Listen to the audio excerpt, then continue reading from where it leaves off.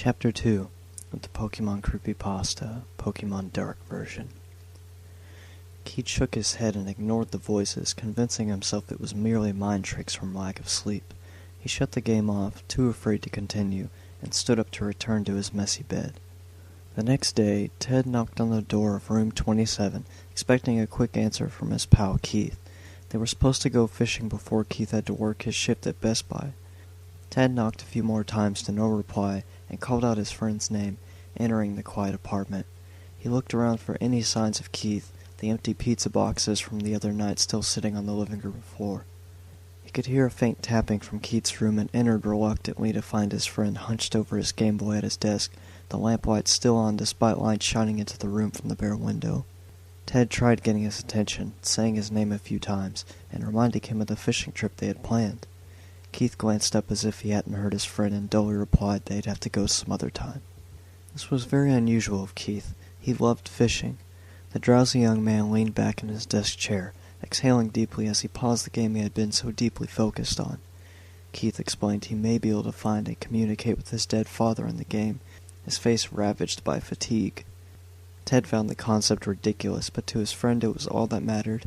In disbelief, Ted asked what was wrong with him, noting he looked as though he hadn't had a moment of rest. Keith put the game down firmly, glaring up at Ted through dull eyes. "I think you need to go," he warned. "Now. You're interrupting my search." Ted looked down and shrugged, saying, "Okay, but that's what you want." With that, Ted left, feeling confused and a bit offended. After that, he did not visit Keith for 3 more days. He told Erica and Valerie what had happened. Keith refused to answer calls from either of them.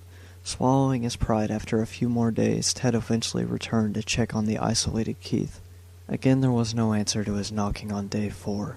As soon as he walked into Keith's apartment, he noticed a thick smell of body odor and rotten, half-eaten food. This was a strange combination that was quite unpleasant for Ted. The kitchen looked ransacked, with the fridge and cabinet doors wide open. A trail of food wrappers led to Keith's room, where Ted found him still at the desk, hunched over his game. Empty donut bags and candy wrappers surrounded the feet of his chair, scattered about him. This frightened Ted, who swallowed nervously and said his friend's name. Keith didn't seem to hear him, or the second time Ted called out to him. Very concerned, he walked up and shook Keith's shoulders, nearly shouting his name. The exhausted young man finally looked up slowly and managed to say, "Oh, it's you. Hello, Theodore," in an extremely monotone voice. His tone seemed almost robotic, his eyes now sunken and heavily bloodshot. On the desk sat a half-full pitcher of water, a plethora of used batteries, and some orange containers of modafinil, an analeptic drug used to fight drowsiness. Ted asked how long he had been here and when the last time he slept was. He looked much worse than before, almost like a zombie. As Keith ignored his questions and returned to playing his Pokemon game, he murmured, "Must find Dad. He's somewhere in here." Ted noticed the overbearing stench of sweat was coming from Keith, and that his work uniform still sat in the corner of his room, indicating it hadn't been washed as it usually was on Thursday. When asked about his work clothes, Keith chuckled as he kept pushing away at the buttons. "Work," he repeated slowly, as if learning an unfamiliar word. Ted began shouting frantically, explaining Keith would have been fired for sure by now. "Father, I'll find you. I can tell I'm close," Keith whispered. Ted gritted his teeth and yanked the Game Boy away from his friend, demanding his attention. Keith's blank expression twisted into a distraught frown, clumsily reaching for the game. "This game is ruining your life. Look at yourself, Keith." His friend ignored him, still trying to retrieve the game, tears trickling down his face. "Father." "You need to get rid of this," Ted instructed him. There was a few moments of silence as Keith struggled to comprehend what was happening, his reactions heavily delayed by severe exhaustion. "You want to keep me from finding him," Keith accused. Ted shook his head. Suddenly, Keith seemed paralyzed, shock written all over his face. "Oh no, not again. You've awoken them." He clamped his hands onto the sides of his head, gripping his greasy hair tightly in distress. Ted was very confused and alarmed. Keith gripped his shoulders tightly, whispering, "It's the voices. The ones that keep telling me to look for him. I can't let them hear me. They can't be trusted." He looked around frantically like a wild animal. "Can't you hear them, Ted? They say they want me to join them and my father."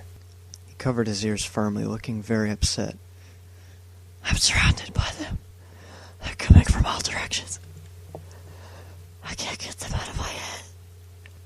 The distraught young man took a Sharpie from his desk drawer and started scrawling on the wall. Ted only watched as the words, "He's waiting for you," slowly formed from Keith's hand. He smiled after finishing and looked at Ted with an eerie giggle, his sanity slipping away. Isn't it beautiful?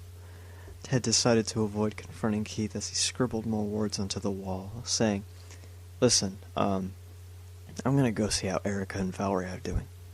Who? Keith asked. Ted paused, then replied, Nobody. Just don't come back, Keith hissed, dropping the Sharpie and stumbling up to Ted, their noses almost touching. I need to find my father. In peace. No distractions from my work.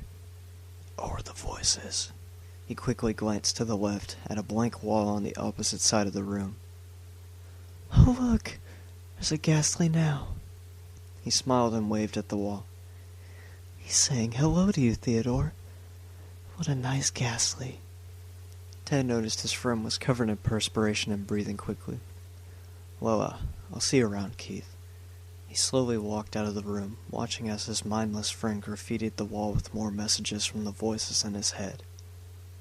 Later that day, Ted visited Erica and Valerie, explaining what was happening to Keith. They didn't believe him and immediately drove over to room 27 to check on Keith, only to discover the windows and door had been barricaded, making it impossible to get inside. On day 10, Ted attempted to gain entry once more. All entrances still blocked, he called the police and explained what was happening, emphasizing Keith's extreme use of drugs and lack of sleep. They immediately sent 2 units over to the apartment complex. After Ted gave him further details, the 2 police officers approached room 27, identified themselves, and requested entry 3 times.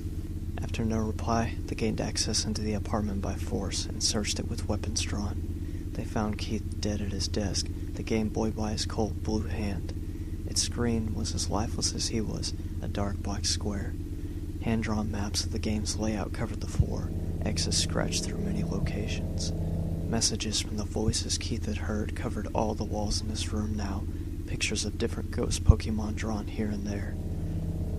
A massive drawing of the ghost he had first encountered occupied most of the wall in front of the desk, its eyes staring down at Keith with its mouth drawn back in a fang-filled smile.